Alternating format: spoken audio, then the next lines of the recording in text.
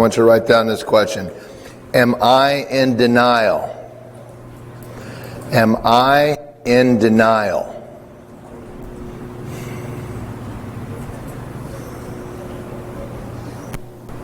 This is a self-audit. It's something I take myself through all the time.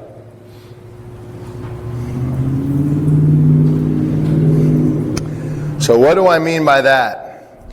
A vast majority of guys that I have trained over 20 years. I've started this in 1993. That is 23 years. That is a long time. Here's what I do know. It's a problem.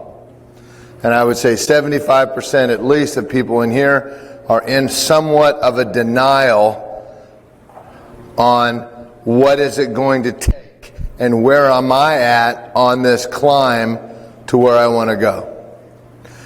So most of us hope that when we wake up tomorrow, something will happen good and the doors will open and we will become something extra. The truth of the matter is, as you know, as you go through this process going forward, the funnel to be a major league guy starts to narrow very quickly, and it gets very steep. So we already talked about, I think at the beginning, is that if you are not in the top 3 to 5% of your peer group, competitive peer group on velocity, that puts you at risk. If you're not in the top 3 to 5% on command, it puts you at risk. If you're not in 3 to 5% of a top on secondary pitch, you're placed at risk. And if you're not in the 3 to 5% on recovery, you're placed at risk. So now I want you to write down these 4 things. Velo, command, secondary stuff, recovery. And the last one I want you to put tenacity. So let's go through that again. Velo, command, secondary stuff, recovery, tenacity. On a scale of 0 to 10, where are you on that scale to be a major league guy? 10 would be a guy that is major league average on that. Are you major league average on your velo? Are you major league average on your command? Are you major league average on your secondary stuff? Are you major league average on your recovery? Now some of you are like, well, I don't know what major league average is. Okay, but you have a pretty good idea. And where are you at on that scale? Some of you are like, well, geez, I'm only whatever. Okay, then skew that to where you are, where you want to go. Now, most of us don't want to go there, do we? That's kind of uncomfortable. We don't want to deal with that, because dealing with those facts would be uncomfortable, because that might expose us that we're not as far along as we'd like to be. Now, what I would say to you is it is what it is. Wherever we're on that thing, that doesn't mean we're stuck there. That just means that that's where we are now. When you look at a map and it says you are here, you don't go, oh my gosh. You just know there you are and there you're going to go next. So this is where you got to look at it like, all right, here's where I am. Be absolutely bluntly honest with yourself. Here's what I am and this is what I need to go work on. And then I need to become completely obsessed and committed to doing better than that, or to improve myself to that level. Now, what I find is most people are in denial. Okay? How's your velo? Oh, it's, now velo is the one that I get more guys feeling sorry for themselves. I'm just, I tried and this is it, I don't throw it as hard. Okay, so I get that because it's a number, right? But here's where the denial comes in. How is your command? Oh, it's good. Compared to what? Now, I'm just telling you, I've had 2 days of differential learning over there. There's not one person that I've seen yet that has exceptional command. Not one. Not one. Now, there's some people that are pretty good. There's some people that you will go the entire round and not hit a circle in differential learning. Right? There's no way that's exceptional command. You're in denial. You need to go to work. The good news is you can improve that fairly quickly, but to improve it, you got to commit to it. Most of us just throw it. Now, honestly, okay, there's two things that are really, that I have, it's kind of a pet peeve of mine.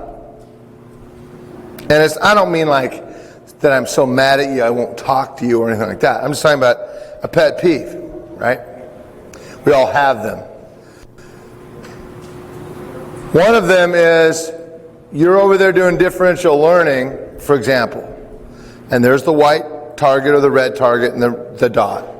And not only do you miss that, you miss the entire green slab. You completely miss it. Now, I could say that happens to all of us just one time. You just slipped or something strange that happened. Okay. Seriously, guys. We're 30 feet away, right? 40 feet at the most. Should you ever miss that much that you miss the entire green pad? Right? So there could only be two things. Only be two things. One, you're not focused on that.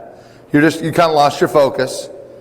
I guess there's three things. It slipped, something weird happened, or you haven't thrown nearly enough in your life and you're immature on your throwing pattern.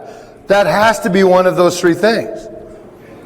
So as I already told you, one of my other pet peeves is for you guys when you're throwing in your bullpen or your side, because I want to kind of get in your head. I want to be in the back of your head so that I'm kind of like your subconscious working on you. If you spike a fastball to your catcher, I'm not talking about a curveball, I'm not talking about a slider, I'm not talking about a changeup, I'm not talking about a split. You spike a fastball, shame on you. That is completely unacceptable to me, unless you slip, you did something weird and you spiked. Other than that, are you kidding me? You're 60 feet, 6 inches away, and you're going to bounce it to the catcher? You're not ready for prime time. Let's be fair about it. How many times do you just think Kershaw spikes a fastball to his catcher? I watched Barry Zito come in here, and Barry Zito would spike a pitch to his catcher maybe every decade, right?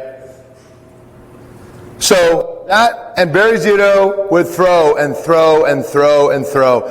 So my comment to you guys, in denial, we want to kind of make stuff up, and my question is, you need really do an assessment of yourself.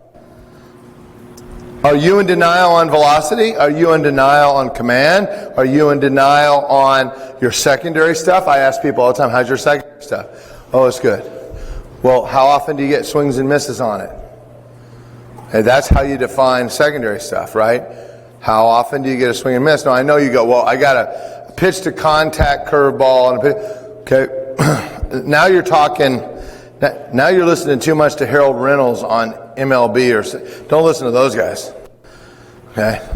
Honestly, right? The truth is, can you imagine, okay, if you're in the major leagues and you don't get any swing and misses, what's the chance of something bad happening to you? Okay? Swing and miss stuff is the game. Don't let anybody tell you anything else.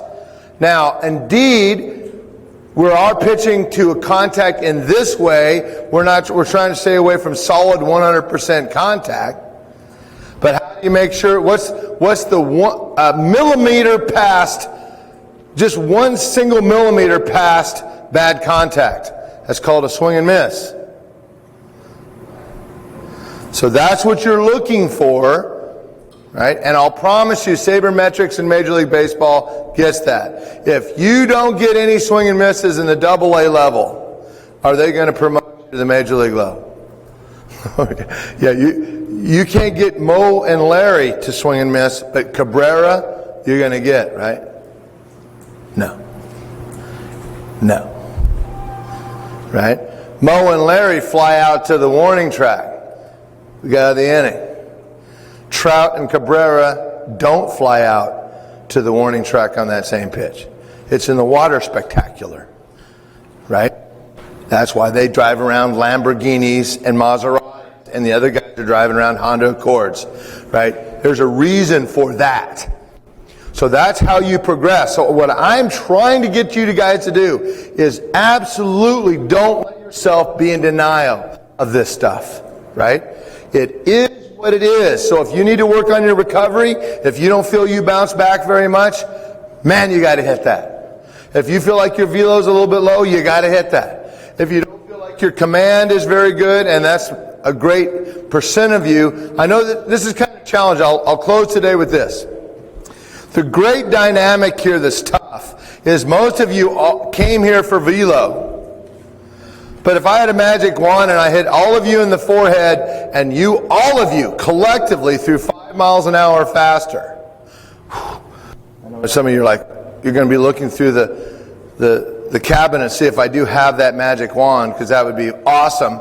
The problem is, if you don't command it, you go to your school, and let's say you gain 5 miles an hour, but your command is 20% worse than it was the year before. Have I done you any good? And matter of fact, it's worse than that. The coach is ticked off at me and they go, yeah, that's that ranch place. Right? They send these guys back and they throw hard and they covet velo and they can't throw it over the white thing and it kills us. Right? So not only does it hurt you, it doesn't help me at all. Pitching is about all of it. All of it. Velo is certainly part of it. Why do you think we have this circuit? We have velo day. We have connection day. We have differential learning, and we have command. So basically, how many days of command technically do you have out of the 4? 2. And you might even say connection would be 3, but at least 2, right? You're throwing to targets 2 out of the 4 days. Because if you can't throw it over the white thing, it won't matter how nasty your stuff is, and it won't matter how hard it is. I've done you no good.